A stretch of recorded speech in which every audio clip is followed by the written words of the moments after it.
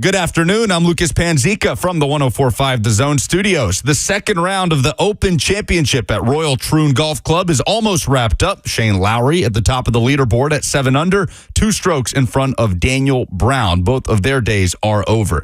SEC Media Days are in the books, and the Georgia Bulldogs finished at the top of the predicted order of finish by SEC Media, followed by Texas, Alabama, and then Ole Miss. Tennessee predicted to finish 7th by the media poll, behind LSU and Missouri. Nashville Soccer Club hits the road tomorrow night to take on Philadelphia Union. Nashville trying to end a 5-game losing skid before the MLS regular season pauses for Leagues Cup. Pre-game coverage on The Zone starts at 6, kickoff at 6:30. For all your foundation repairs and waterproofing needs, visit USSTN.com. Breaking news at once on your home for the Titans and Vols. This is 104.5 The Zone.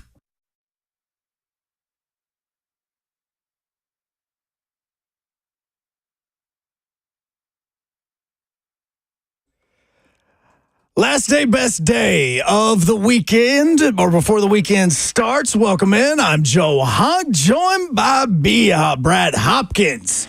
As Blaine Bishop still on a little siesta. Just tell the truth. I got him tied up. He ain't getting out till I let him out. No, I'm just kidding. That's exactly what it is. And just it may or may not be next Wednesday. It just depends I'm just kidding. Whatever Especially about that last thing. I wouldn't tie up my buddy.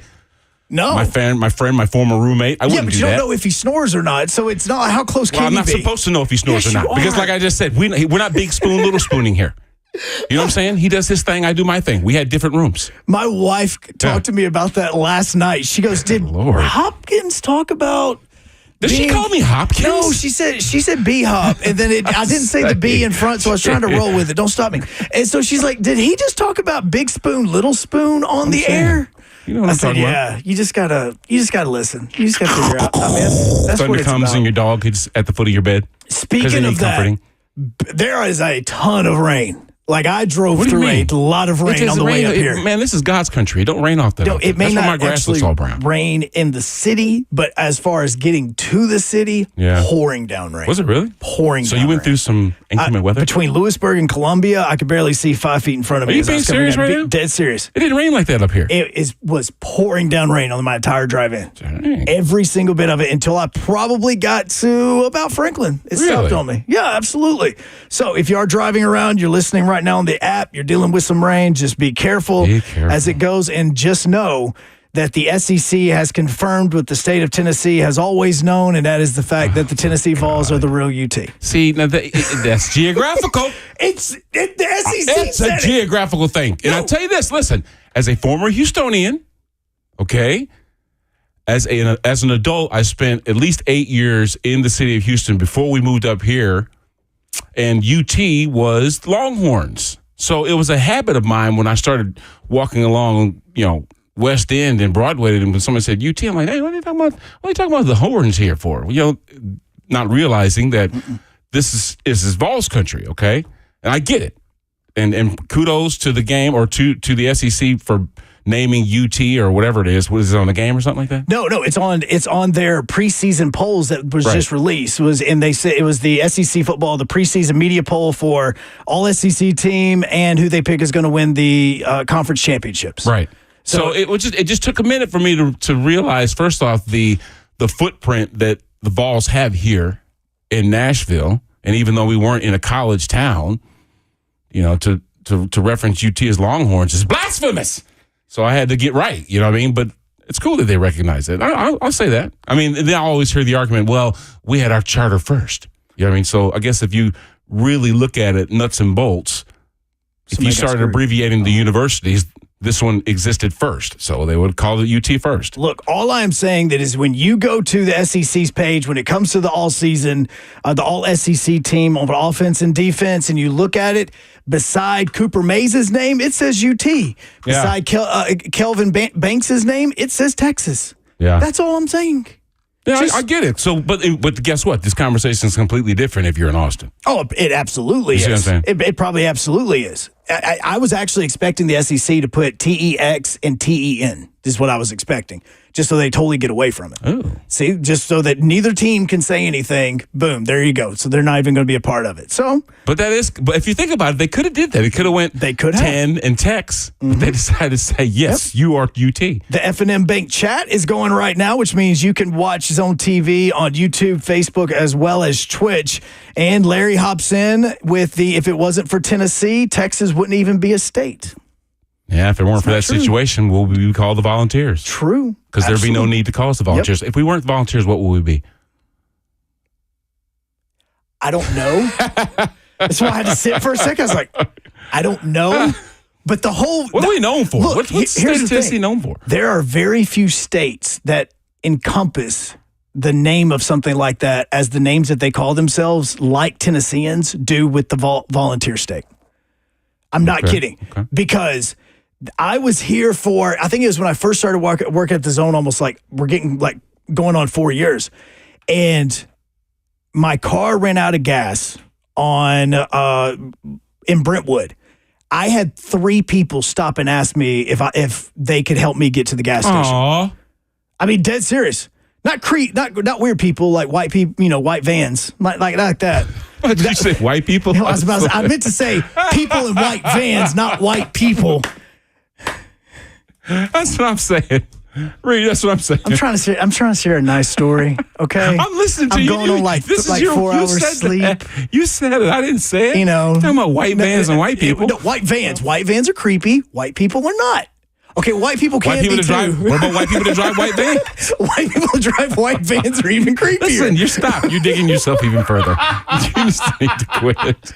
But what I'm saying is these were nice people that were stopping by to help because that's who Tennessee is. Oh, the white people in the white vans? The white people in the white vans. Those people did not stop and help. But you are killing me right now. You're killing yourself, bro. No, you're killing yourself. I have the shovel in my hand. I'm digging the hole. I don't need somebody else to come over and also go, hey, let me dig a few times for you. No, I don't need that. The hole is getting bigger without your help. Stop wheeling around because you're making the quicksand more effective. Just be still. What I'm saying is yes, that's the case. So we are the real UT, and I'm totally Harold Hackett, on the F&M Bank chat says that the SEC originated in Knoxville. Is that true? Yeah, the whole conference did. I'm serious. I'm being honest. The history of the SEC can originate all the way back to Tennessee. Reed's not in his head, so I have to get confirmation from somebody other than you. Oh, yeah, please do. I just did. Please do. I mean, glad using it for Reed, but yeah, that's the case. We're just confirming what Harold said on the chat. 100%. Okay. So that is what we were talking about with the fact that Tennessee is the real UT. So no, you're right. Okay. In a different part of the country, the conversation may be just a little bit different. But you know what? If you said UT in LA, what would they say? They would actually have no clue what I'm talking about. They probably, no clue if you said UT, listen, I'm telling you this. If you said UT in LA, guess what they'd say? Utah. No, people in California are dumb. Okay. And you can reach him at what's his Twitter handle? Reed. No, because I'm not going to. Because look, sometimes you go to a state and you have this accent, and so the first thing you do is what accent? Like I'm talking about any accent, man, any accent. If you were from the north and you come down here, they go, "Oh, you don't got a southern accent. Where are you from?" And somebody says, "Oh, well, I'm from this area." Every single time me or a group of my friends and I have ever visited California, for some reason, I always get asked the question if I'm from Oklahoma. So you sound like a panhandle dude? I was like, Oklahoma? Yeah, there's states I didn't see that are further to the east than Oklahoma. They're further, is that all you know is right there where the Mississippi runs? No. Now I think about it, you do kind of look like a... What? I look like a Sooner. I look like I could just ride a little tiny little buggy with a little tiny horse and just go Boomer Sooner all the time. You can fit the bill. Let's go to the phone line, 615-737-1045.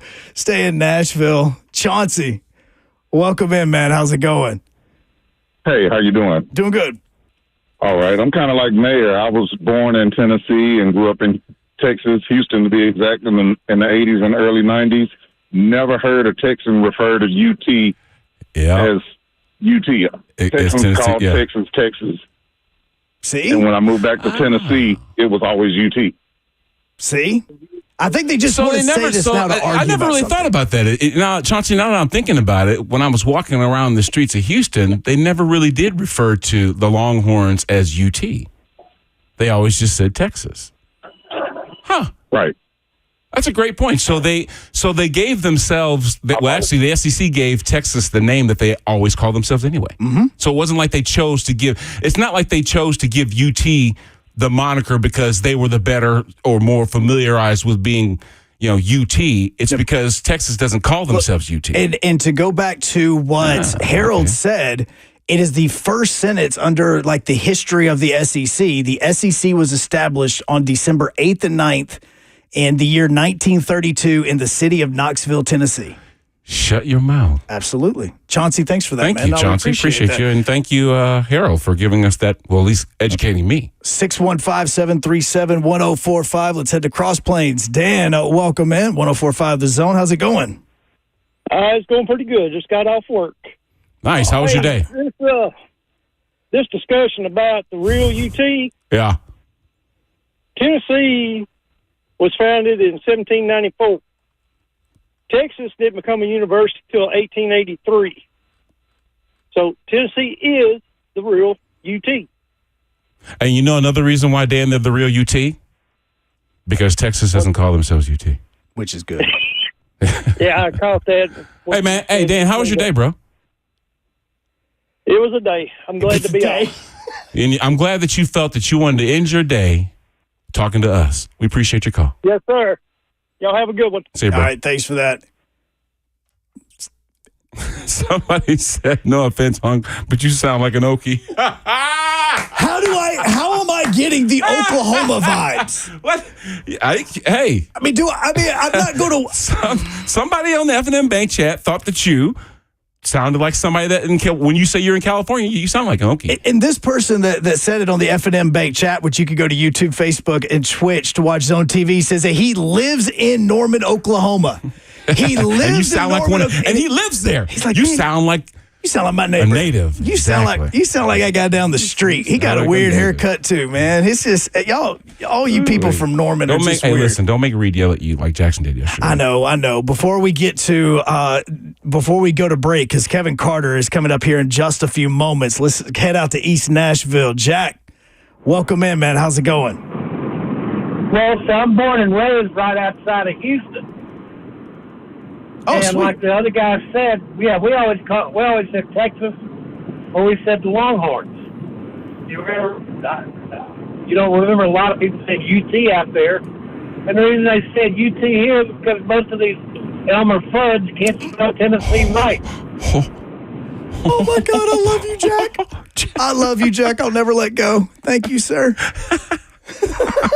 I'm not touching that. Just let it go. I'm not touching that. Just go.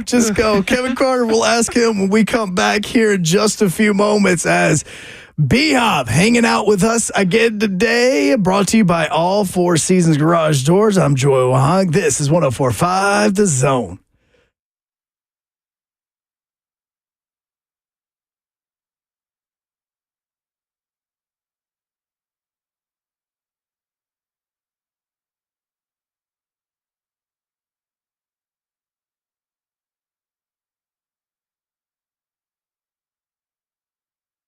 For many of you who have lived here a long time, you already know Eurofix has been in Middle Tennessee area for your European car repair needs now for 24 years. We've all gotten to watch them grow. And I don't know about you, but I love watching a hometown business take off. Well, we are now proud to announce the 5th location in Mount Juliet for Eurofix on Mount Juliet Road, right across the street from Dairy Queen. And Eurofix can serve you in Franklin, Hundred Oaks, Murfreesboro, Belmead, and now Mount Juliet. Pretty cool getting to watch a small town mechanic starting in the barn of his backyard of a single wide trailer and now grow to 5 locations repairing thousands of cars each month. And at Eurofix, you get a 3-year nationwide warranty and a free loaner car with every repair appointment.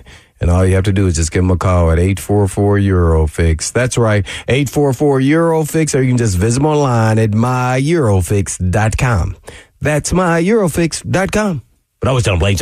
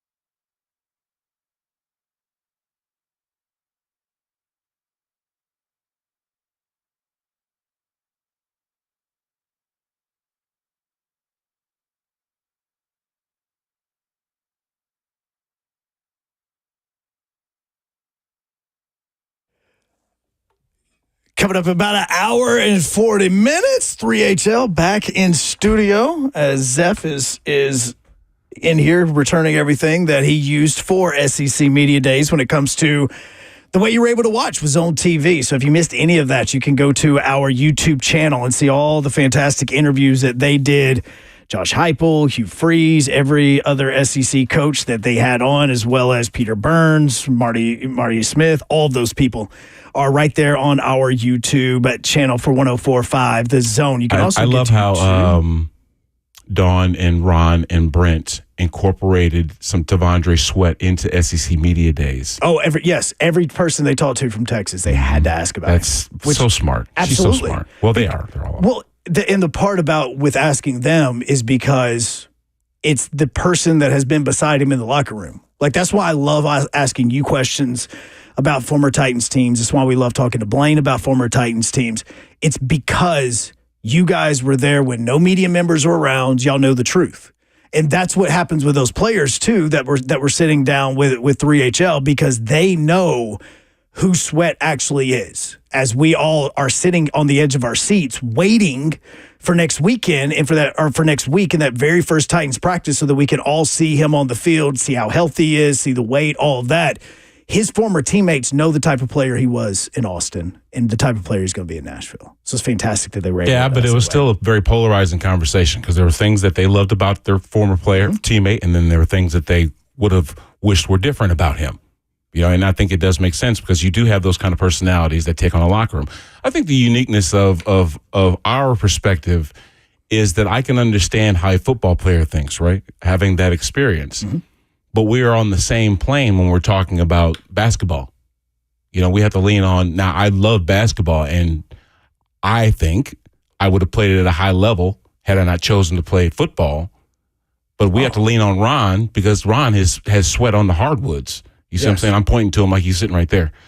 But you understand. I had to look to see if he was there. But think about it. So I understand what it's like to also come at it from a perspective of not having the experience, but learning the sport through their lens. Right. Because that's the best way we can do it. Yeah, right? because, I mean, look, you said you could have played at a high level.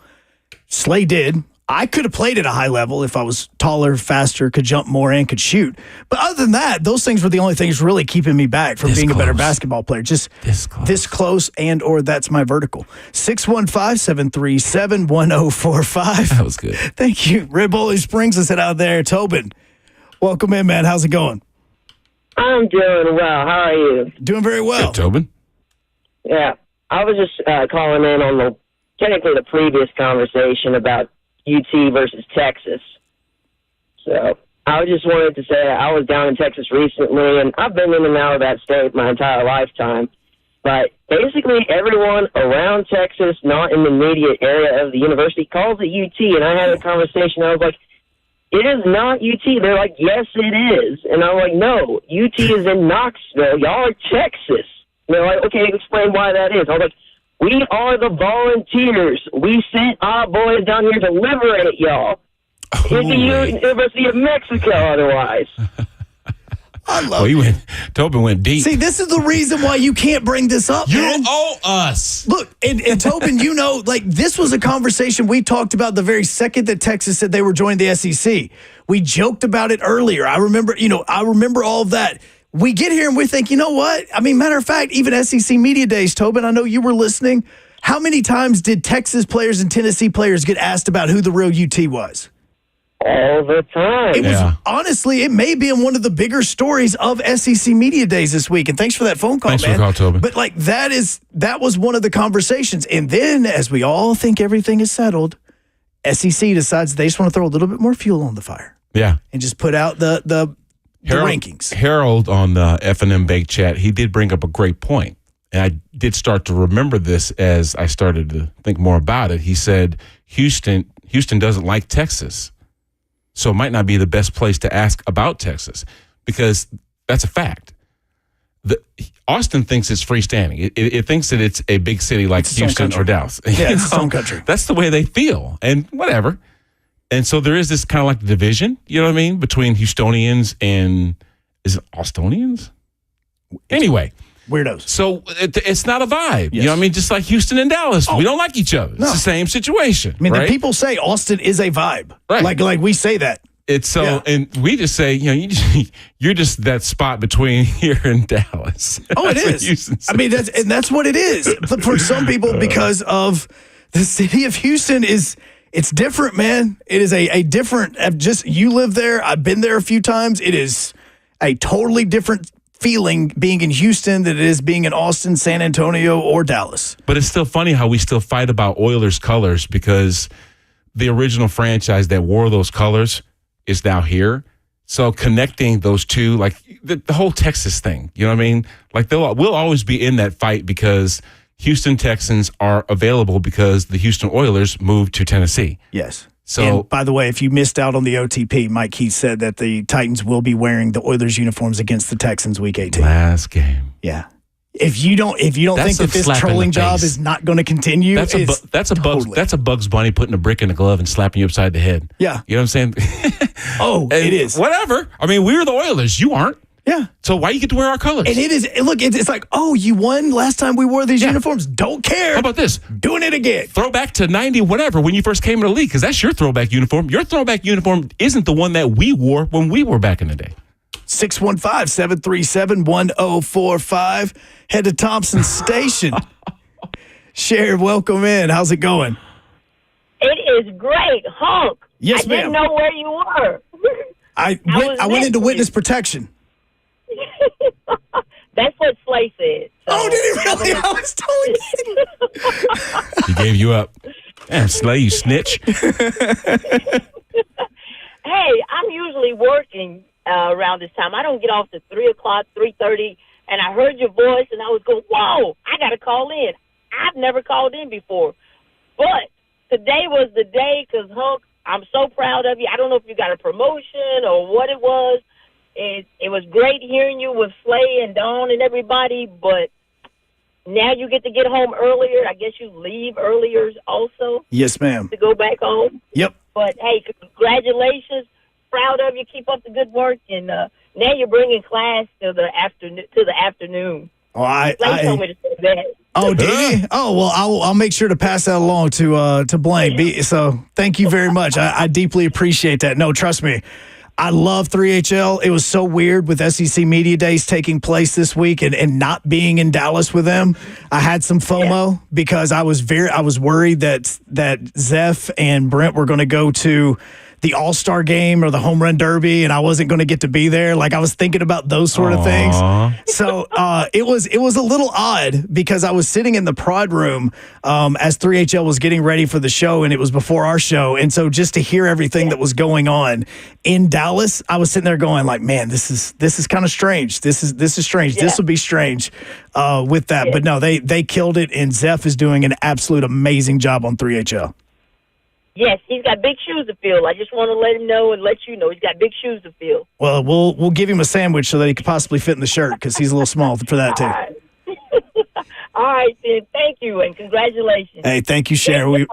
We deeply appreciate it. Thank you so much. No, that was a little strange. That's cool. It was. And look, and Sharon's right. I do get to get home just a little bit earlier now. So normally I'm pulling into the house at about 5:30.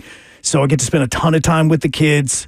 B-Hop, you and I were talking about it the other day. Like now my wife and I actually get to like work out together in our gym and all that sort of stuff that we've built in our garage. So there's some cool things about it, about being on now from 1 to 3 with Blaine and with you. And so that's the cool stuff. You know, I'm going to get to take my son to baseball practice when that happens.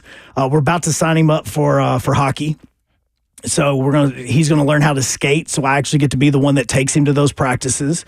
Stuff I haven't got to do for a few years. Hey, man, so it's okay. I know. New chapters. It's new chapters, man. And trust me, look, I absolutely love everything that we did from 3 to 6 that I was involved with. So it's amazing. No, it absolutely is. Now, Jonas, can you read what Jonas said to you about Houston? And that's true. He said, B-Hop living in Dallas, I'm sorry you had to suffer in Houston for those years. Laughing out loud. But everyone here so butthurt when you tell them Tennessee is the original UT. Let's head to Shelbyville because this is Shelbyville. Come on, man. Shelbyville. My bad. How you doing? Sorry. Shelbyville. Shelbyville. Now you sound like an Okie.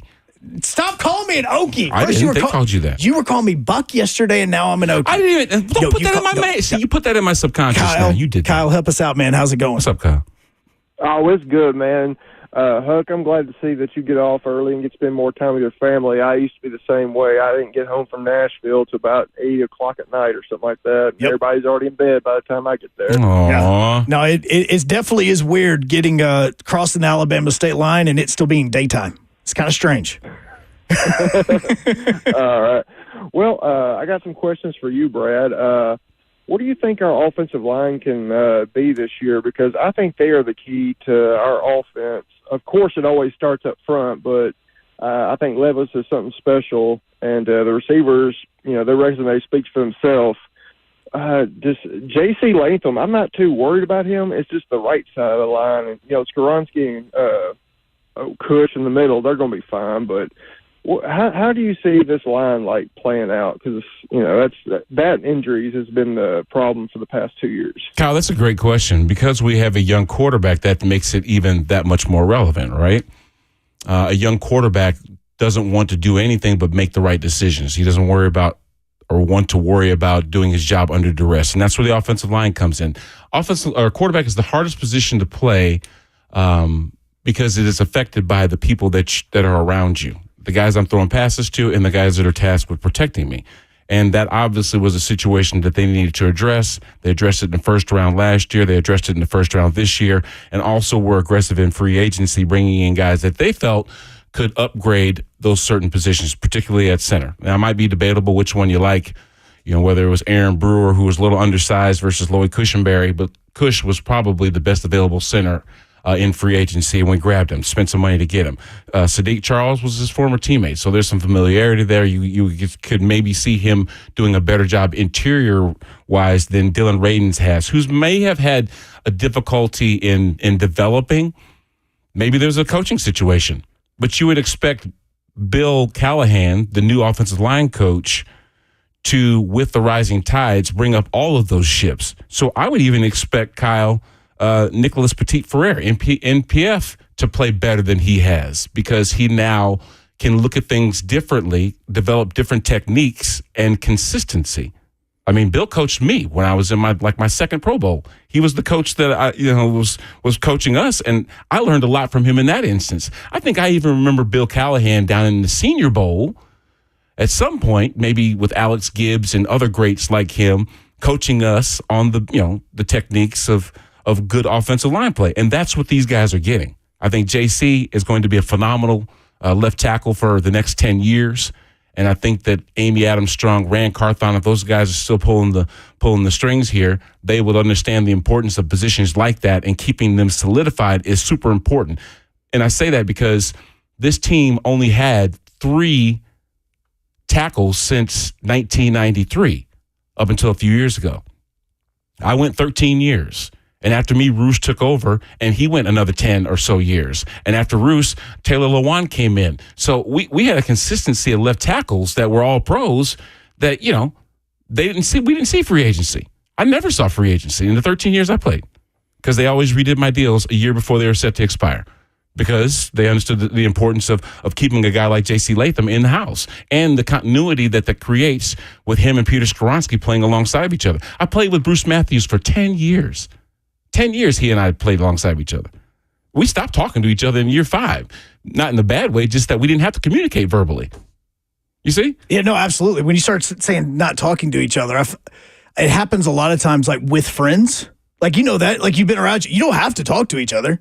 You know exactly what the other person's going to be doing. By their simple movements, you know what they're doing, right? Absolutely. Do you have to tell your wife everything that you're doing, especially within the house? No. By your movements, she already knows what you're doing. She knows when you're going to the pantry. She knows when you're going to the bathroom. She knows when you're going to do something else. She knows your movements. Bruce and I knew our movements. Sometimes and these two. Sometimes it's not a good thing. No, listen, because the air of predictability is what makes the house comfortable. Yes. So her knowing that you're going to take a poo, it's all, that's what happens. She knows. Just taking a vacation when you grab your phone, yes, or some reading materials, she knows right where you're going. Oh, absolutely. You see? Oh, absolutely. She's like, well, we'll see you tomorrow. You're just going to be gone for a while. Guess I'll handle the kids for the rest of the afternoon. Like yes. No, she does know. And the other thing that I was thinking about as you were talking about it was the offensive line. And you're talking about Lloyd Cushenberry being the best available center that the Titans could have gotten in free agency. How many best availables did the Titans get? I mean, really think about that. Because I know of at least two, just off the top of my head, off the top of my mind, of two of the best available free agents that the Titans signed without even looking at everything. But at the same time, I know there's more because we don't put Snead in there because that was a trade. He was a trade. But you mentioned Cushenberry. Okay, he was the best available center. Cheeto. I start going through that and I'm thinking how many different players the Titans signed that were the quote best available, because even on Spot Track, I went and found all the free agents or players that were going to be free agents in 2024. Now, some of them ended up that not really happening. Like Mike Evans went back to Tampa Bay. Right. Like looking just at the wide receivers, T. Higgins is still with Cincinnati and Michael Pittman Jr. is still with Indianapolis. So that would mean that Calvin Ridley was the best available wide receiver because the three that were in front of him, as far as the rankings are concerned, according to Spot Track, re-signed with their teams. So you put Ridley in that as well. So you have Cushenberry, you have Ridley, you add in Cheeto, like you were talking about, and then if you want to even throw in Snead, who yesterday was ranked as the number 4 cornerback in the NFL, look at how many best availables the Titans did to improve this team just going into next week. Yeah, and I think that lends to the excitement that the fan base has when you see them spending money and bringing in players that can make a difference. That shows a level of commitment. It's not like, in the past maybe where you're trying to get value buys. You know what I mean? Let's see what we can get out of this guy. And sometimes you do that for the long term. In other words, if there's a young player that needs a few years or maybe a year or two to really develop and blossom into the guy that we think he's going to be, we might need to have a rental in place to kind of keep things going while this guy's learning and getting himself up to speed. But when you buy ready-made products, when you buy guys that are just plug and play, you know what I mean? That's the difference. And it seems like we were talking with a writer from the Houston market on Sunday. Bill Leckis and I were on the NFL channel on Sirius, and we were talking about the difference Amy has brought to the franchise compared to her dad. Amy told me personally, I like spending money. And it's not like talking about Louis Vuitton bags. We're talking about like getting assets so this franchise can be respectable. Absolutely. You know what I mean? Because I said that to her when we were staying over at the facility. We were staying at training camp last year. And I looked around at the building that didn't look anything like the building that we built when we first moved here, right? Absolutely. Jeff Fisher took us over to that thing. And we walked it as a frame. Just kind of visualizing where our lockers were going to be, and et cetera, like et cetera. It's a brand new house. Right. Like, can you envision this? Yeah, envisioning this. And now to look at this 2-story joint with different wings and craziness and a grandstand to be able to watch practice from, et cetera, et cetera. Are you kidding me? A hospitality suite at the practice facility? And that's when Amy smiled and she said, I like to spend money. Well, guess what? She's doing that same kind of thing with the guys that she's actually employing. Yes. And so, I look at that and that makes me... I was already on board and thinking, and I think I've even been on the air of saying, I think this Titans team is a playoff team. And I think that they could at least make it to the division round. That's how good this offense is. But the more you start to look at the way that Rand Carthon spent money in the offseason, because yes, he got Jamal Adams and he's gotten a few, complimentary pieces on the defense to help with depth and things like that. Mm-hmm. But if you look and see how many players was on that best available list at that position, and how many now have the Titan logo beside their names, there's a lot more that have the Titans logo beside their names than have other teams beside their names. Yeah, and you know what? You need to pay attention to that because guys of that caliber don't go places where they're going to be beating their head up against the wall. No. They must think that there's some potential there, too, with the roster that they're assembling here in Tennessee. Hey, I think I can hang out with you fellas. What did Eddie Murphy say when he was in the back of that limo in Trading Places? Y'all ain't jacuzzi nobody. See, I knew y'all. No, not that part. The part basically where he said, hey, I think I can hang out with you fellas. You know what I'm saying? That's exactly what these free agents are saying. Yeah. And that's where going into next week now, gets me even more excited about this because I'm thinking, wait a second.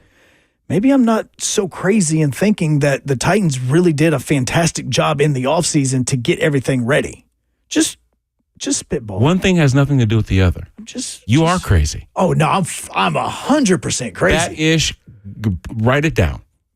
615-737-1045. I am crazy. He is B-Hop. We're brought to you by All Four Seasons Garage Doors. When we come back, speaking of crazy, who is it and what is it to think about all the teams we talked about with SEC Media Days? Who is it and why is it crazy to not be talking about two specific teams? Don't look at me like that. I know I've stumbled, B-Hop, but we're just going to go ahead and get out of here. 104.5 The Zone.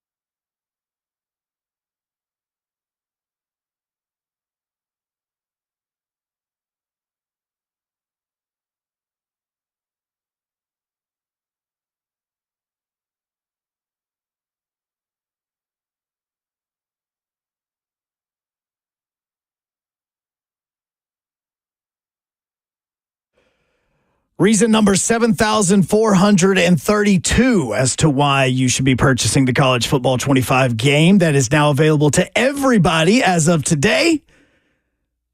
When you play at Wisconsin, you get jump around. That's right. That's right. See? So you get jump around. So just letting you know about the experience. And me being a former Big Tenor? Yep. Well, I'll always be a Big Tenor. But either way, having played in Madison and listening to this this song, I don't feel a certain way about it. No, I mean, again, I called Californians dumb just a second ago. Well, I said the song was dumb. You're talking about people. Well, I'm not from Oklahoma. There are states east of Oklahoma. Hey, nobody can help it that you sound like an Okie, bro. Then go back to your roots. Where are you from anyway? Where are you born?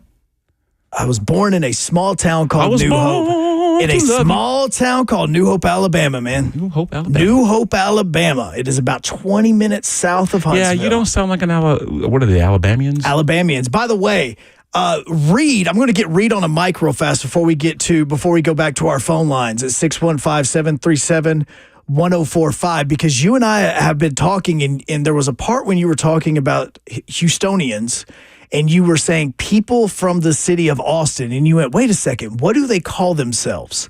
So Reed looked it up, and he's having to study how to say this now so that he doesn't say it wrong. Reed, what are Austin people called? Austinites? Austinites. Austin. I have no idea. Very aristocratic. Austinites. Austinites. See, that, you know what? That's trying to trump Estonian. You know what I mean? Because if Estonian sound like a regular dude, right? But if you're a knight, an Austinite. Kind of fits, doesn't it? See, that's an elitist thought. I see what they did there. That's why Houston don't like Austin. F&M Bank Chat is available to you simply by going to YouTube, Facebook, or Twitch, where you can get it on Zone TV. Dewey Cheatham in the house says, don't forget to hit that like button. And then he said, hello, how's it going? Let's head to Bowling Green, though. Reese, how's it going? Hey, Uncle Pillar, it's Laura. Hey, Laura, how are you, ma'am? I'm good. Just got off work. Well, fantastic. What are you and Reese up to today? Well, we're driving home with a Solo Cup beer. I know that's right. It's Friday, baby. Bring it in. I'm just saying, you buy one 24-ounce High Life, and you can divide it between two Solo Cups, and you're good to go. No, you did not.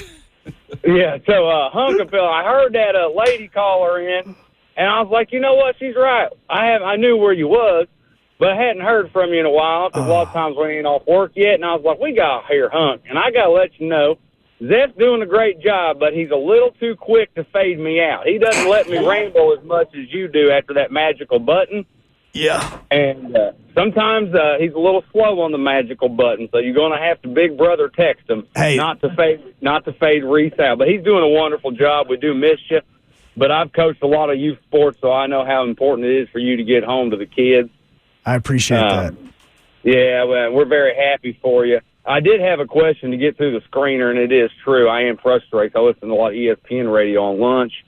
And everybody puts us in the bottom 5 of the whole NFL. Do you understand that? And guy, first off, I'm going to throw you back on hold because we're up against the break. But, guys, I love hearing from y'all. Thank y'all so much, okay? All right. No, so you heard him. So you heard Reese just then. So many people, especially national media members, are putting the Titans at the bottom of the NFL. What do you think about that? It's just because of the uncertainty. It's because we have a young quarterback that hasn't proven himself to be worthy of a conversation that would say we are otherwise. There are a lot of new parts here that we just can't guarantee that they're going to work well together. Is there a track record that we can assemble some sort of thought about what it's going to look like? Sure. Yeah. Well, is there potential there? Sure. But it hasn't been, until we strap the helmets on, we're really not going to know what this team is. Well, I think that a lot of the NFL and the way the NFL looks at the Titans may be how a lot of people, when you talk about college football, should look at their team. It's harder with college football to go, well, how do you think this team is going to be? Why is my team at the bottom? Well, you've got a true freshman starting or a redshirt freshman starting, kind of like with the Vols. Everybody's like, wait, Nico's better than this. What are you talking about? Did you not see him play in the game? You don't have the track record the same way that the other teams do. For us, we're so close and we've seen everything that the Titans are. Maybe there's just a little bit more of a, wait a second, we know how close this team was to being good last year. Like, you get a few more blocks on the offensive line, and this is a playoff team. Like, it was kind of like that. And that was with the play calling we made fun of. That was with the way this offense was and the lack of weapons and things along those lines. And so now Titans fans see the weapons we have and go, ooh, okay, there's no way we're bottom 5. I'm going to tell you this right now, bottom 5 because they're just too many relative unknowns. But I'm not going to say that Will Levis has the clock is ticking. But I'm going to tell you what, the clock is ticking. Mm-hmm. And there's a kid in Knoxville that's making it tick louder and louder and louder. If he comes in and has the kind of success and puts the type of offense that Hendon Hooker worked with, are you kidding me? Okay, and makes them relevant. Remember, at one point in time, they had the number 1 offense in the country. Absolutely. And if this kid can track towards that, and he starts heading towards the conversation of the NFL being in his imminent future, and this team is struggling at quarterback, they're going to make the anomalous associations with filling needs and within the state. Well, and Buck has talked about on the Buck Rising show about how the Titans need to figure out what Will Levis is. Well, like there's no excuse now because they've given him enough players around him, whether it's protecting him or it's the guys that he's throwing to, or even guys that can split the responsibility in the backfield. There's no excuse for what we should be able to see from him to determine exactly what Will Levis is. All right, next hour, speaking of the national media, Adam Rank of NFL Network is going to be joining us here on 104.5 The Zone. He has been, during this offseason, he has been going through every single team in the NFL, looking for players and teams that are going to be better than you think, that may be worse than what you think. And he's really good when it comes to fantasy football because now we're getting to that point where a lot of fantasy football drafts are going to be taking place in the next few weeks as well. So we'll be talking to him at 2:20. But phone lines are open to you at 615-737-1045. He is Brad Hopkins. I'm Joe Hunk, brought to you by All Four Seasons Garage Doors. This is 104.5 The Zone.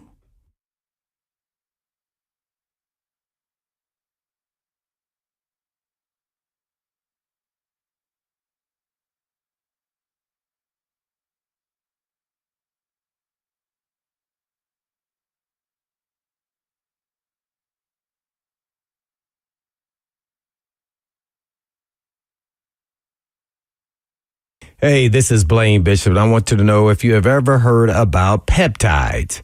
And peptides are shaking up the fitness world. And they are naturally occurring aminos in our bodies. And as we age, they start to decline. And at some point, they may need to be supplemented. This is why our workouts can stop being productive at the gym. It maybe you feel like you've hit a wall, or perhaps you feel tired all the time. You may be struggling to stay awake in the evenings when you get home from work. Well, if you have the thought that this is just a normal part of aging, it doesn't have to be that way. Peptides are proven to increase muscle and performance, burn fat, and help with recovery between workouts and more. And peptides can even help with motivation and mental clarity.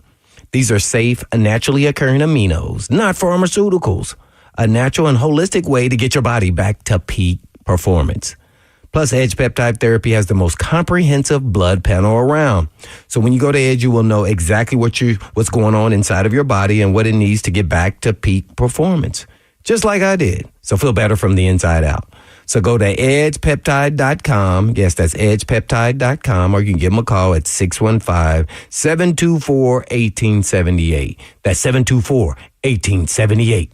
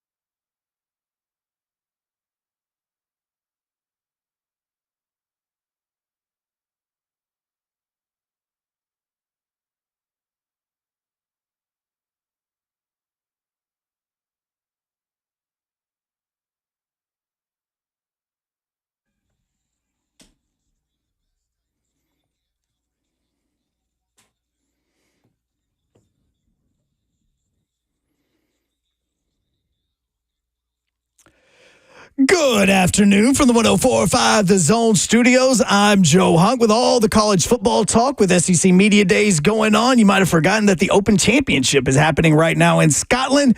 It's just not happening for Tiger Woods anymore. Tiger Woods missed another championship as he missed the cut just a little while ago due to the fact that he's like at plus 12 or 14, actually plus 14 over at the end of the day. Don't forget that Nashville SC plays again tomorrow night. You'll be able to hear it on 104.5 The Zone beginning at 6 p.m. with kick at 6:30 as they are in Philly. And the second half of the Major League Baseball season gets going tonight as the Braves are hosting the St. Louis Cardinals with first pitch at 6:30. For all your foundation repair and waterproofing needs, you need to visit USSTN.com. Breaking news at once on your home for the Vols, the flagship station for your Tennessee Titans, as well as home to myself, B-Hop, and Joe Hunk. This is 104.5 The Zone.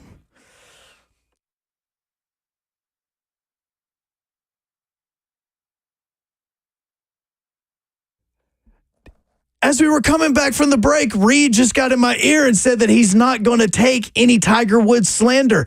I'm not bashing Tiger Woods. He just missed the cut.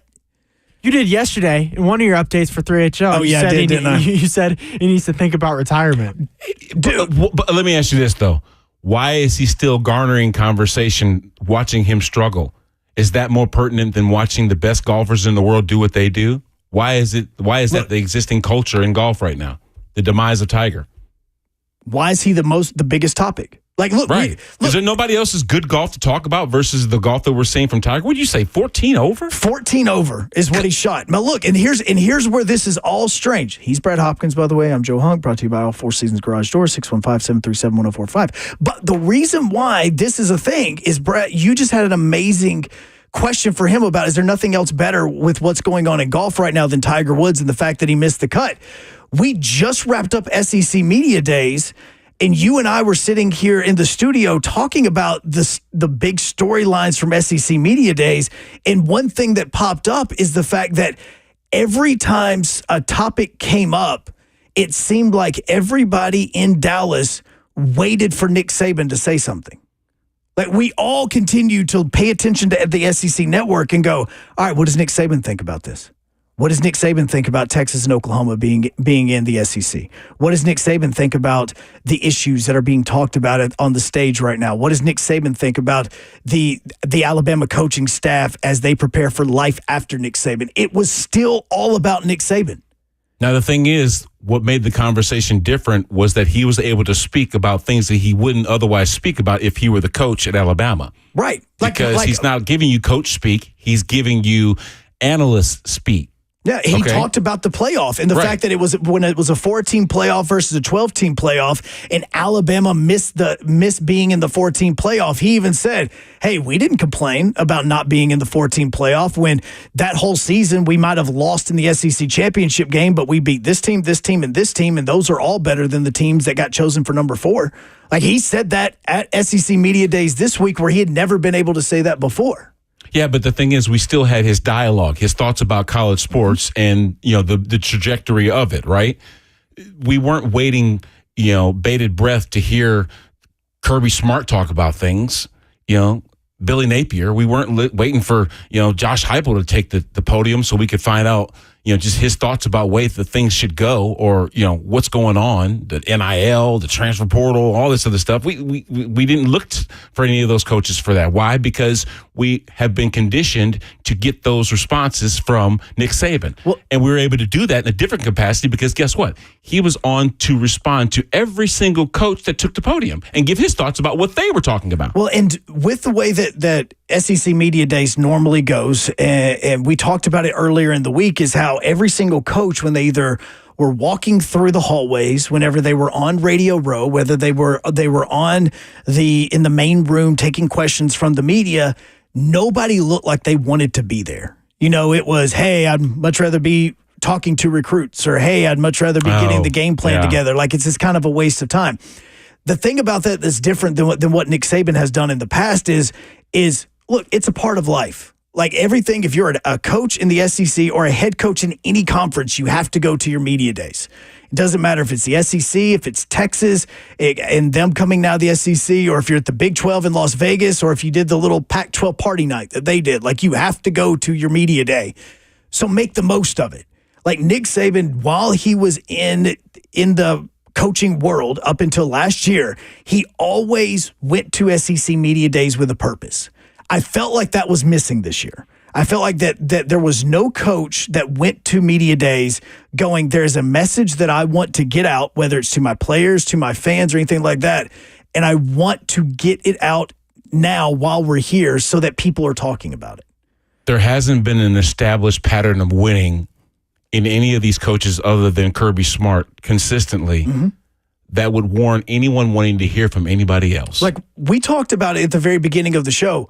What was the biggest topic? Like, the UT versus UT kind of became a big topic throughout media members because there wasn't that humongous topic outside of Texas and Oklahoma coming to the SEC this year. Like, I was very surprised that the transfer portal was not discussed more by head coaches about how we can improve the transfer portal. Because if we're honest, and the NIL has done one thing, it's the transfer portal that's causing a lot of chaos in college football right now. That would be a topic that Nick Saban would have stood up on the stage in that main room and spent 5 minutes about talking about how we need to focus on this and improve it. He did it when he was talking about trying to slow down the hurry up, no huddle offenses and going to the 10-second runoffs. When it came to the amount of analysts that you can have on a staff every single season, no matter what it was, you found him coming in having something that was addressed, and then the rest of the nation started talking about it because he felt like it was important. I was waiting for a coach this year to bring up the transfer portal and how it needs to be fixed in college football, and no coach did that. Okay, so what I'm saying in response to that is, whose message carries enough weight so you care? You see what I'm saying? Which coach and him standing up on that pulpit and him preaching is the one that's going to deliver the message that resonates most with the fan base. You see what I'm saying? And it's not like Kirby Smart doesn't have that kind of connection because he was on Nick's staff for over a dozen, almost a decade. Right. You see what I'm saying? So, or maybe more than a decade, of course, before having his own success competing against Nick Saban. But even he doesn't, maybe we do tend to kind of want to hear what he has to say because we probably see Georgia as the preseason number one, Carson Beck, all these guys, they got weapons. Well, all this cool cool Alabama. Stuff. Right. You see what I'm saying? But the thing is, do we then start going to Kirby Smart as the dean? In other words, the question is simply who is the mayor of the SEC with Nick in the booth? Well, because, but see, and this is where I think it also comes down to personalities. Because if you go with the longest tenured head coach in the SEC, that is Mark Stoops. As odd as that is, the Kentucky head coach is the longest tenured SEC head coach. Is that Mark Stoops' personality to stand up on that stage and be able to say, this is what needs to change? Well, it's not Josh's either. No. That's not his personality either. No. But is it Nick's personality though, or was he or was he put in that situation because he continued to win and people wanted to know what he thought? I think at some point in time, Nick Saban understood that his voice carried enough weight throughout the college football world. There was a point in time and when that was. I don't know when you put it. If it was when they won their first national championship in 2009, if it was after the tornadoes in 2011 and he did what he did for the city of Tuscaloosa, and then they turned around and won a national championship and you started to see him kind of becoming the new Bear Bryant, that senior person throughout the country. I don't know when it was, but at some point in time, he understood that his voice carried weight and stuff that he needed to talk about got addressed in some form of fashion. I don't know if Kirby Smart has figured out that yet, or if his voice carries the weight. Because if you, again, looking at longest tenured head coaches, after Kirby Smart and after Mark Stoops, the longest tenured head coaches are Sam Pittman, Eli Drinkowitz, and Lane Kiffin. We still forget that Missouri's even in the SEC, let alone being able to stand up on a podium and talk about something like that will carry weight. I mean, truly, this is a double-digit win team last year, and people forget about them when they talk about the SEC, which is wild. Sam Pittman is still fighting for his job. Like, he could legitimately be gone by, we talked yesterday, he could be gone by October. He could be gone by Halloween. And Lane Kiffin is benefiting way too much from the transfer portal to actually bash it. He's figured it out. Like, he's now called the transfer portal king. But I don't know if there is anybody in the SEC that carries that weight. I don't know if there's anybody in the country that carries that weight the way that Nick Saban did, because as much as people hate the fact that he's not a head coach anymore, his voice as a head coach carried a lot of weight when it came to getting into Sankey's ear, getting into the NCAA's ear about addressing things like that. Yeah, the thing that we don't talk about that often is the behind the curtains talk about NIL and whatnot. There are as many coaches that are using NIL and the transfer portal to recruit as there are the ones standing in your living room. Mm-hmm. Okay, that was the old way of doing things. They have to be enticed in some situations, be made aware of possible openings by coaches that are on those rosters that want to pill for somebody else from somebody else. If they're seeing a kid that their number 2 is better than my number 2, and I can get that kid to come play here and ultimately take over for this number 1 that's on his way out, then that's what I'm going to do. Would that conversation have been sparked had I not maybe, broached that conversation with this kid, then opening up opportunities? This is the business part of it, right? And you're also talking about coaches that leave positions that they got those kids to go to. Now, all of a sudden, I'm sitting here at Kentucky being coached by this guy. Now, he's gone, offered for a better opportunity, and I'm sitting here with this new dude that came in that I don't vibe with. Mm-hmm. And I'm supposed to stick around here and this be my one shot at playing professionally? You say no. So this is a business that we just don't talk about all the things that play into it. I mean, look at Deion Sanders. He brought in 50 new dudes after losing 40 dudes. Okay, so you're supposed to create the chemistry and cohesion on a team with brand new flipping faces every single year. Almost every year. And that's what you have to contend with. So it's really about playing the game that is now the business of sports, making your university or company, however you want to call it, because they are companies, enticing to keep the guys that are there, right? We see it in business all the time. There are provisions and things made within a corporate structure that keep the assets that they feel that they want to keep in the building. They keep them there. It's the same situation. We're talking about business here. Don't get it wrapped up in the fact that people sweat while they're doing this job. Yeah. Well, and so now, like, what is the criteria for somebody to step into Nick Saban's shoes? Because if you're going by championship, then it's Kirby Smart. You got to be national champion. As much winning as Nick Saban did at Alabama, that's part of the reason why they're even that committee that's in Alabama considering renaming Bryant-Denny Stadium. So now that leaves 4 coaches. Like, is it 4 coaches that are still coaching in college football that have won national champions? Because you have Mac Brown, you have Dabo, which Dabo is not on anybody's radar right now, is because of all the things happening at Clemson is in a negative way with the way that program is going downhill. You have, I mean, I'm trying to even remember because it wasn't Brian Kelly that won the championship with LSU. It was yeah, exactly. So it's not even him. So you start looking at coaches that have won national championships. That list is very short when it comes to winning. And I don't know if you just can't win one. No. Like, and that's where the Mac Browns and the Dabos and that, like, Dabo complains now and we make fun of it. Like, we don't, his voice doesn't carry a lot of weight sometimes. It does. He gets made fun of because he made fun of the NIL and people made fun of that and all this. Like, Mike Gundy, we already saw what happened when he talked about something at Big 12 Media Days and what happened there.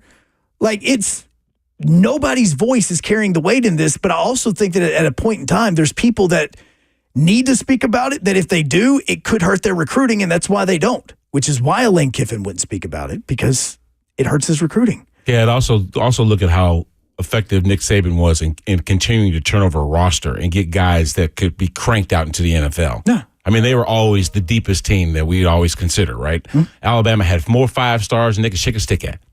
And there were 5 stars that would walk out those doors and Alabama wouldn't sweat it, whereas in other programs would be like begging and pleading to get that 5-star to come back.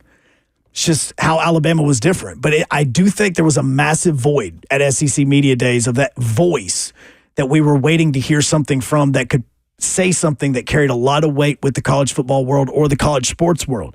615-737-1045 as Brad Hopkins and myself, brought to you by All Four Seasons Garage Doors, continues. When we come back, Adam Rank joins us from NFL Network. He's going to preview the Titans just from a little outsider's point of view because, again, we had a caller talk about Titans being picked as one of like the 5 worst teams in the NFL. Is that actually true? We'll talk to him about it. We come up next here on 104.5 The Zone.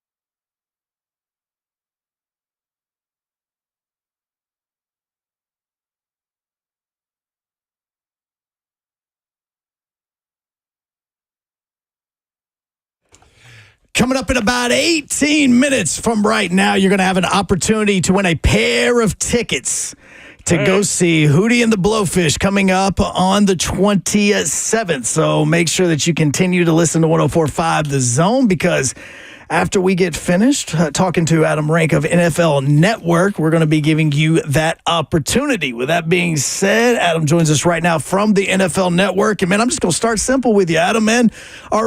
Here in Tennessee, we're excited, but outside the state of Tennessee and the Titans' footprint, man, like, are the Titans going to be any good or not? You know, it's hard to quantify. I think that anytime you look at a team that's changing the head coaching position, we're trying to figure out what Callahan is going to bring to this team. I don't think there's a lot of expectations. I'll say that. I don't think there's many expectations for the Titans right now, but that's actually a pretty good place to be in. You kind of like want to slide under the radar if possible and kind of go out and do your thing. But where I'm encouraged is, number one, you have a young quarterback, Will Levis. We're going to see what he's able to do. Now, obviously, he announced his presence with a bang last year with an absolute gem of a game. But what I really appreciate what the Titans did is surrounded him with a lot of great players. Like, in addition to DeAndre Hopkins, they go out there and get Calvin Ridley.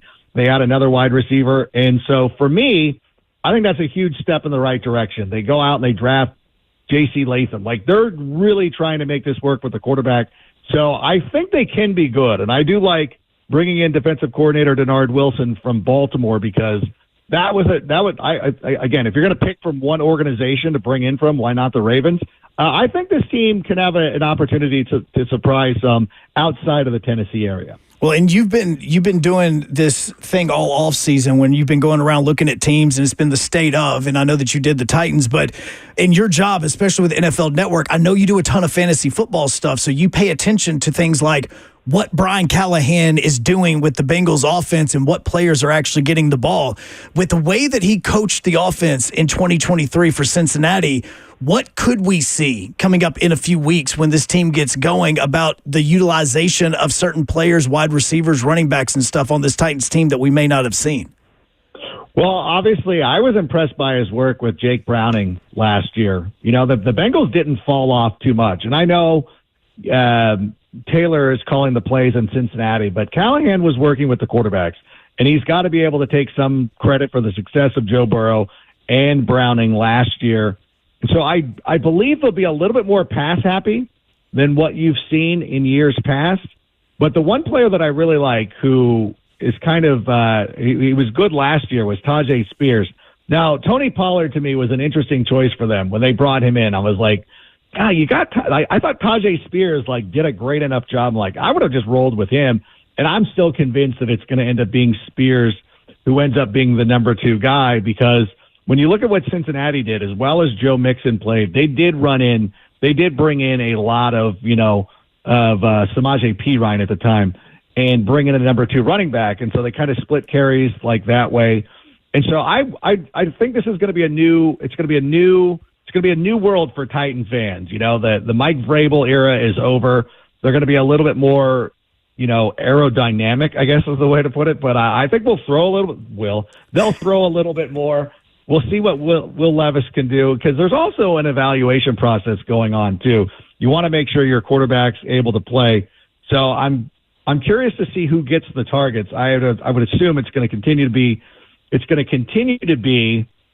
DeAndre Hopkins. But, if you put Calvin Ridley in the slot, when Callahan was there, the slot receivers really feasted in that Bengals offense. So depending on who is in the slot, which I'm assuming is going to be Ridley, that could be a position to look out for. As you were talking, I was going through the rules with the NFL, and it's something that Titans fans are not used to, and I want to double check that I'm right about this. Are you telling us that it is okay to pass on first down? Is that something that's doable in 2024? Nah, listen, I want to ease you guys into this. I'll say that you can throw on second down as well. That's going to be the one that really throws people off, is the ability to throw Yeah, actually, you can throw all three downs. What? So it'll be, you're allowed to do that. Yeah, so. but Adam, that is the one thing that puts more pressure on our young quarterback, the expectation of him connecting with these receivers that already come into it, Adam, with cachet. People already know who Calvin Ridley is, Tyler Boyd, and the likes, So it's in DeAndre Hopkins, the year that they had last year. So it's really meeting that expectation of engaging these already established receivers, correct? I mean, it is, but it also helps. Like, I've watched teams with look at what happened to Daniel Jones. And even you could say Justin Fields, of two quarterbacks over the last number of years who've not played with great wide receiver rooms have really struggled. And I know that there's going to be something to be said about having to feed a big name receiver, but it's much better. I would much rather be in the position of I'm trying to feed the ball to DeAndre Hopkins instead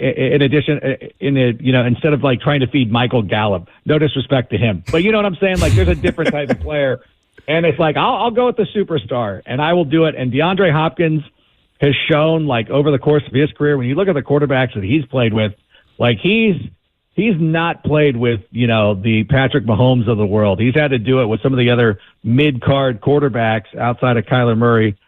I think this is a good problem to have. I think you're okay if you've got to throw to great receivers. I think you're going to be fine. He's one of the incredible voices on the NFL Network. Adam Rank joining Joe Hunk and myself here, Brad Hopkins.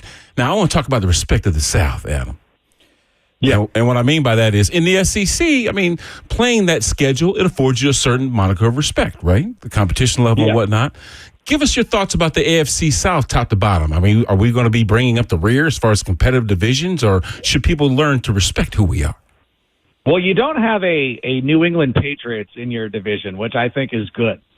And when you look at this, I honestly believe this is going to be a real competitive division. Now, the Texans went out there and kind of shocked the world, squeaked into a playoff spot, and I think a lot of that was because Jacksonville fell off, but Jacksonville, to me, is improved. Houston is good. Houston's a good team. That's a good team. But also Indianapolis and Tennessee are respectable programs. That is even when you look at the SEC and you're okay, Kentucky's a good team. But they're dwarfed by Alabama. But there's no Alabama in this division right now. So I think all four have a legitimate, if you're a fan of one of those four teams, one of the four teams in the South, you should feel okay about, we could do it. We could win this. I know that when I do my record predictions, people come out of the woodwork and they tell me I'm an idiot, which is fine. It's what I get paid to do. Mm-hmm. And when the Tennessee Titans, I listen to it. I'm I think that if you're a Titans fan, you should have reasons for optimism. You really should. Now, one of the jobs that I have to do is kind of evaluate this kind of thing. We still have a question mark at quarterback. We still don't know what kind of offense or how Callahan is going to react as a head coach. But listen, we've been surprised before. DeMeco Ryans last year when he took over the Texans had no head coaching experience and obviously went out there and won the division. So if you're a Titans fan and you want to tell yourself, why not us? I would be why not you? You've got good players. You've got good coaches. Why not? The NFL is a fun place because there is always that optimism and there's always reasons to believe. Yeah, that's nice. Hey, Adam, you know what, though? When you kind of look around the landscape of maybe people thinking that this team is a dark horse, and you just kind of mentioned the fact that it's okay to be supportive and to think good thoughts about this franchise. When you think that way, which side of the football gives you more of that impression that this will be the year? I do believe offense. Because Will Levis could capture the magic, and let's say they improve the offensive line. Let's say J.C. Latham comes in and is amazing, really fortifies that offensive line. Because I would say last year when you watch the Titans, a big problem was the pressure was immediately on the quarterback. They weren't able to keep anybody away from him, and that was a huge problem. So if you give a young quarterback time to go out there, kind of find his footing. We've seen it. I know it was one game, and I know it was in fantasy purposes, everybody loved it. But if he really could be something special, and we don't know, but if he could be something special and sort of carve up some of these defenses, it would be fun to see. And again, I don't want to say that they're not going to be good defensively. I do think that the change to Wilson is going to be great defensively. I would, if you're asking me to make a prediction, I would say perhaps they're a year away. But the offense does give me hope. Ooh, that's nice. Yeah. Now, the one offense that I was questioning or wanting to question about is the Jags. A second ago, you mentioned them improving, and I know the Titans are the ones that signed Calvin Ridley on this. So, you take away wide receiver one for this team. How have the Jags improved from 23 to 24 for Titans fans to know and what to know about with them? I really believe that Brian Thomas Jr. is a good receiver, and I truly believe that he was overlooked in the draft. I wrote about this going into the draft. When you went out there, obviously with Malik Neighbors at LSU, everybody was raving about him. He's a great talent, but they sort of overlooked Brian Thomas Jr. It's kind of like when LSU had Jarvis Landry and OBJ. Like you sort of forgot about Jarvis Landry for that reason because OBJ was so spectacular. But as I looked at a fit for the Jacksonville Jaguars, like what do they need offensively? They needed a field stretcher because Christian Kirk has actually played a lot better than I thought he was going to do when he came over from Arizona. They've got some nice pieces. Evan Ingram had a great year as a tight end, as a pass-catching tight end. I like Travis Etienne. I think he's really good, but people are kind of forgetting that Tank Bigsby is there. I believe offensively they can be a little bit better. And I don't think they have to be much better. I mean, this was a team that was assured of winning the AFC South last year before the injuries sort of befell them and everything. And I'm still a big believer in Trevor Lawrence. I understand. Like it's funny the outside perception. Like people just think that he's been a failure. And I'm like, he's thrown for 4,000 yards in back-to-back seasons. Like, he's a good quarterback. Is he taken off like people thought he was going to? Like, no. But I believe he's a solid NFL quarterback, one that can, and he's won a playoff game. So for me, I think he's a good quarterback, and I think those small tweaks will help Jacksonville. Listen, I'm not saying they're going to the Super Bowl, but I still believe they're a good team. Well, and I want to swap that around to another team in the AFC South with the Houston Texans, and you mentioned how much they improved from in their coach's first year as DeMeco Ryans came over and took this team over. What about this offense? Because C.J. Stroud's now being talked about as one of the top 5 quarterbacks in the NFL. You've got Stephon Diggs is now a Texan. Like, yes, the Titans fans are excited about our offense, but then we also have to remember we have to face the Texans twice this year. How good is that Texans offense as compared to the rest of the AFC or even the NFL? Yeah, and they also defensively they added Danielle Hunter too, so they've got some nice pieces there in getting Will Anderson last year. But when you look at the Texans, I would say number one, they have perhaps the best trio of wide receivers in the NFL. People love Nico Collins. Everybody knows what Stephon Diggs can do. I think Tank Johnson was actually the guy. Like that is my dude. I remember sitting on the set of the Total Access last year. And Steve Smith, who really gets into wide receivers, he was like, you know what? He's like, I love Tank. So I went in and watched some tape of his at what was it, SMU. And you're like, you know what? Like, this is a good player. And I thought that when he was healthy last year, I thought he was kind of playing better than Nico Collins. So you have that excitement. And they went out there and did the smart thing. They didn't let Joe Mixon go to free agency. They called up the Cincinnati Bengals and said, look, we'll give you a 6th-round pick for him. Bring him in. And that's really been the missing piece for them, or at least it was last season. And I was a big fan of Dameon Pierce. We talked about fantasy a moment ago. Like one of my big whiffs last year was Dameon Pierce. Like, okay, yeah, that didn't work out. But when you look at the offense that Bobby Slowick is running, is you need that running back. Like they need to rely on a running back. Slowick obviously comes from the Mike Shanahan coaching tree that's filtered down through Kyle and Sean McVay and Zach Taylor and all those guys, which is now landing in Tennessee as well. The only thing that's holding them back is I wish they had a game breaker at running back. Like I like Joe Mixon as a player, and I think he's solid and he's great in between the 20s, but you don't have that guy that, hey, we're on the 15-yard line, he's going to go 85 yards for a touchdown. Joe Mixon never gave that to him. If they had that piece, I think they would be nearly unstoppable. But yeah, that's a good offense. But listen, you guys are getting better too. Like don't be afraid of anybody. Don't be so deferential. Be the Titans that go out there and wear the old Oilers uniforms just to stick it to Houston. Don't sit here and tell the folks here give them platitudes to the Titans, or excuse me, the Texans. Don't give that to them. Don't concede anything to the Texans. Adam, I was just wanting to ask you about the offense because I've got a fantasy football draft coming up in a few weeks, fair. okay? That's fair. Look, man, I just need to know if Nico Collins is still going to be good. No, but Adam, we feel your angst there, bro. Especially when you're talking to a former Oiler. So I know what you're talking about, and it's unfortunate. Like somebody said, but no, you're an Oiler, but you're part of this organization. Yeah. You know what's funny? I always felt too, because I think people forget. Like, the Oilers also played in Tennessee. It used to always throw me off. I'm like, oh yeah, they did play a couple of years with the Tennessee Oilers when they were out there in Memphis. You know this as much as anybody. So I have the deference and respect, but if you want to talk fantasy, it is Tank John. Tank is my guy. Like I think he's going to end up being the best guy. all right, let's talk big scope here. And I like Nico Collins. Like, don't get me wrong. I like Nico Collins. And so does Houston. That's why they paid him that much. Hey, but listen, we're about to wrap this thing up, but I honestly, are you in LA right now? Is that where the NFL studios are that you're working from?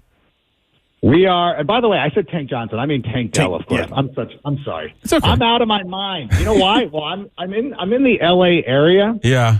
I'm out in the Palm Springs area. And it's 118, so it's melting my brain. Two-part question. Are you as hot on the Rams this year as seemingly the rest of the NFL community? I'm kind of hoping that Matthew Stafford throws a bunch of picks and gets knocked around a little bit. And number two, the Chiefs. Are they a favorite to basically make history? Or is there anybody out there that can stop this thing from happening? Well, I would say number one, I do like the Rams. I didn't think that anybody would be in concert with me believing in the Rams. And I like the Rams because I truly believe Seattle's going to take a step back with all the coaches leaving. Canales 2 years ago, Shane Waldron left and all them. So I do think the Rams are okay. I'm sorry. And I know that a lot of people look at Sean McVay's face and don't like him. And I get it. I would too. But no, that's a good team. I have to be honest. The Rams are a good team. I'm not being a homer. They're a good team. That's fine. As far as the Chiefs go, we've never seen this in the NFL, although I have to point out, and I'm a Chicago person and I hate saying this. Hey. The Packers actually won the NFL title before they won their 2 Super Bowls. So they sort of have had a three-peat. They had a three-peat in the 20s from, was it 1929 to 1931. They won 3 in a row. Sorry, Packers fans. We'll give you your credit. But I think that the closest we've seen in not recent years, but I think the Cowboys, right? The Cowboys won 2 in a row. They lost the NFC Championship game to the 49ers in 94 before winning in 95. But I think it just lends itself to how difficult it is to go out there and win 3 consecutive Super Bowls. And I know the Chiefs last year didn't have home field advantage, didn't need it, and they went out there.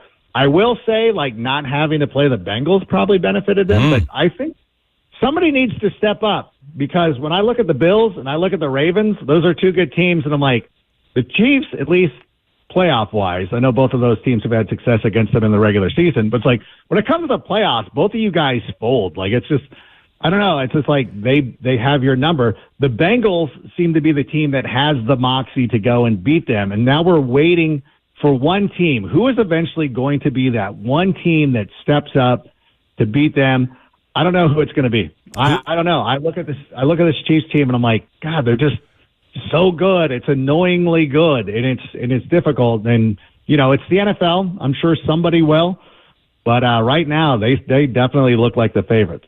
Who gets a Super Bowl ring first, Derrick Henry or the Tennessee Titans? Oh, dang. Oh, my goodness. That is a great question. Is Derrick Henry the missing piece for the Baltimore Ravens? I don't know. I still don't think the Ravens are going to do it. I don't know. I just have I've been jaded by them and bought into them before. I would say, you know what? I'm in Nashville right now. Let's go Tennessee. Did you know he was here? No, he means he's talking in Nashville, not in Nashville. He's talking in Nashville. Well, come on to the studio, Adam. I was like, what are you doing, man? I would have been in studio. Yeah, absolutely. No. I'm trying to win over the Titans fans right now. I like it. You know what? But all truth, all jokes aside and everything, I do love going after Callahan. I think that this organization, I think what Rand Carthon is doing is setting up a young quarterback for success. And whether it's Will Levis or not, because I think that's the big thing for Tennessee this season is you want to find out if the quarterback can play. Because if you go through this year, regardless of wins or losses, and it's unequivocal that Will Levis can play quarterback at the NFL level, that's a win to me. And then you go around and you fit the pieces around him. You still got his young quarterback window, and you go about it that way. And so that, to me, is the big thing. And I think that Tennessee is building something, and I think you should be excited. Well, Adam, we deeply appreciate it, man. Your State of series that you've been doing, which, matter of fact, I think you just dropped the Broncos one a few minutes ago. That series is absolutely fantastic for any fan that needs to be getting caught up on what all the different teams did in the NFL, man. So we really appreciate it. Thanks, Adam. No, I appreciate it. No, it's a lot of fun doing it, and it's cool that, getting these opportunities to go around and talk to some of the fan bases. I really enjoy it. So thank you so much for having me. Let's do it again sometime. This was a lot of fun, and hope to see you soon. I wasn't kidding about Stafford either. I hope he gets hurt. Dude. Oh, come on. Can you at least tell him why? I don't want why? him to get hurt. I mean, just maybe concussed a little bit. Okay. Oh, come on. Maybe miss a game.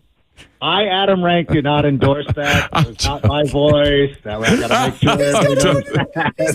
I'm totally joking. Especially about that part. All right, Adam, thanks for it, man. Have a good one and enjoy that heat in L.A., bro. Yeah, right. All right, thank you so much. We'll talk soon. See you, man. That is Adam Rank. Speaking of heat, Hootie and the Blowfish are going to be performing coming up on the 27th. And if you want to go, we are looking for caller number 5 right now, 615-737-1045. A pair of tickets to go see Hootie and the Blowfish. Be caller number 5 now, 615-737-1045.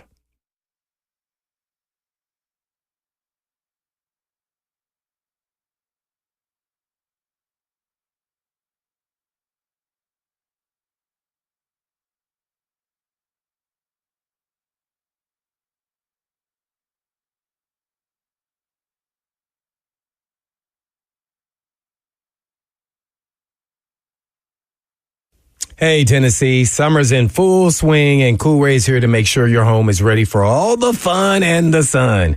We've got some sizzling deals that will keep you comfortable and worry-free all season long.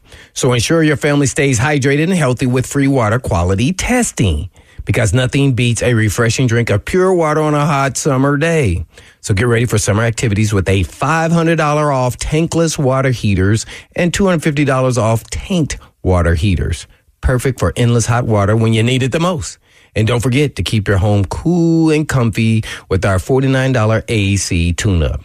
And make sure your air conditioner is ready to beat the Tennessee heat. And this summer, let Cool Ray take care of your home so you can focus on making family memories. So call us today and take advantage of all these scorching hot deals. Cool Ray, your trusted partner for a cool and comfortable Tennessee summer. So visit coolray.com or give us a call now at 615-570-0900. That's 570-0900, and Cool Ray, keeping Tennessee cool, plumbing right, and always lights bright.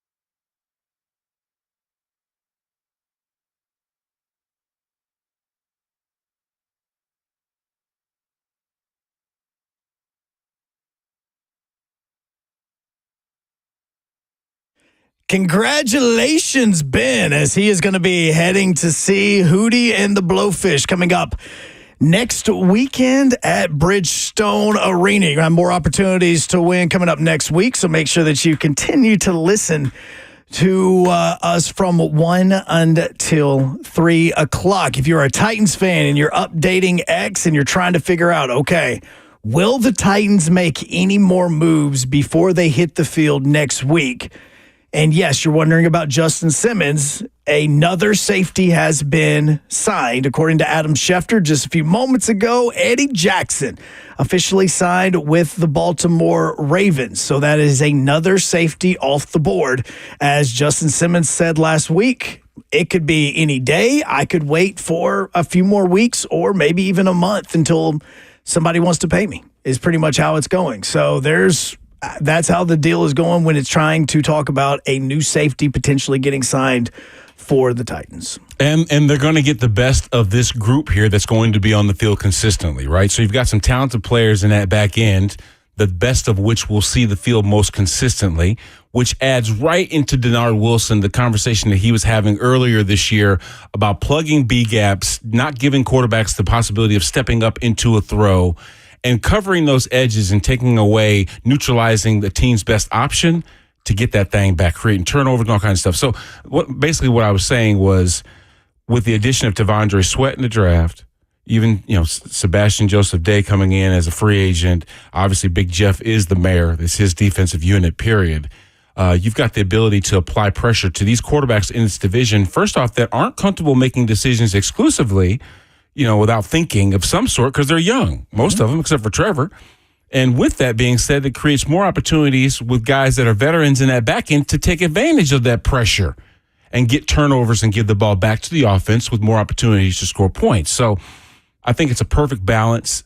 I would almost assume that Ron was thinking more defense than offense just because of by nature who he is as a person. And it's not like he's going to address one side of the football more than the other. It's about satisfying needs, right? Right. But in a situation right here, he understands the importance of being aggressive and being able to attack and create chaos, right? And confusion that then gives the ball back to a quarterback that's trying to prove himself with a bunch of veterans on the edges and an improved buffer zone between he and that defense. So isn't that good coaching? Is what you're going to do is you're surrounding somebody young, even young offensive linemen, with veterans so that they have the ability to learn. Like it's creating that whole mentality of having somebody in front of you that can mentor you to be even better. Yeah. Like even Mason Rudolph, like that, even though he is the backup quarterback for Will Levis, the man has been around the league and he has won, and he's going to be able to help Will Levis when it comes to this offense. Yeah.